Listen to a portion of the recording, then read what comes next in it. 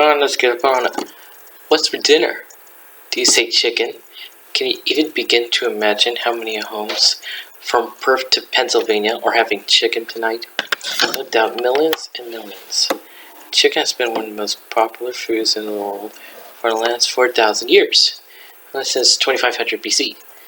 What is it about chicken that makes it so popular?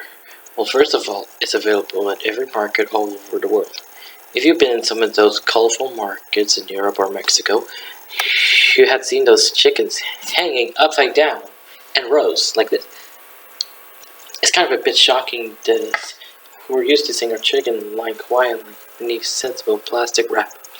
The other main reason for chicken's extreme popularity is that I'm sure you can eat it every day for a year and not have it the same way twice.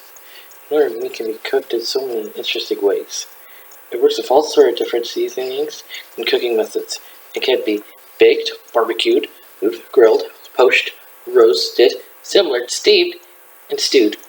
Notice I left out fried. And it can be served hot or cold. So you see, the chicken is first of all economical and readily available. What more do we want? Well, there's more. It's highly nutritious and relatively low on calories. That is, after you have removed the skin.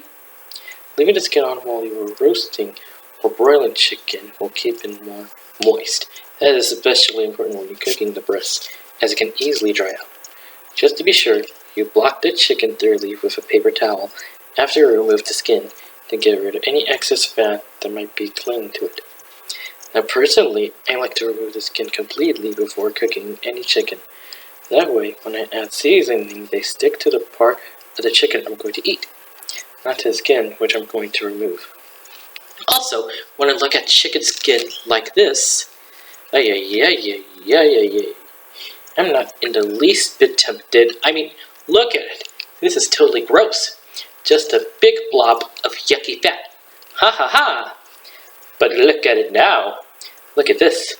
Crispy and delicious, let's face it. This is much harder to resist. Well, it is for me anyway. So if you could rip off that crispy skin and toss it in the garbage without a second thought, my hat goes off to you. If you're the smallest bit tempted, skin that chicken before you cook it. When we were on the cruise to Luz, the chef prepared recipes for a group right out of one of my cookbooks, and the most popular meal was the oven-fried mustard chicken.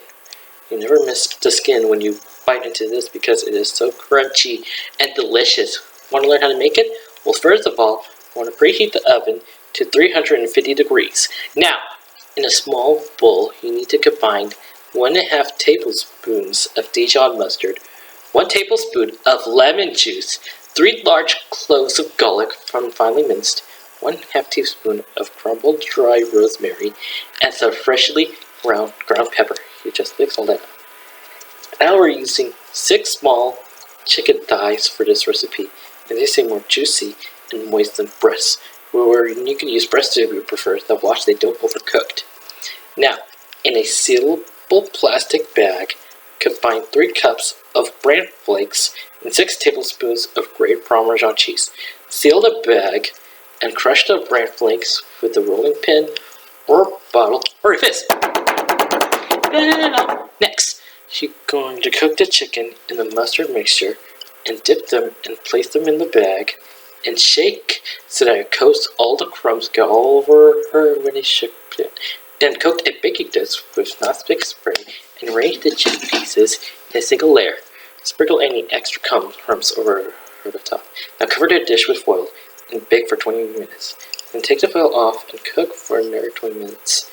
This recipe, and look at it, it's gorgeous and makes 6 servings.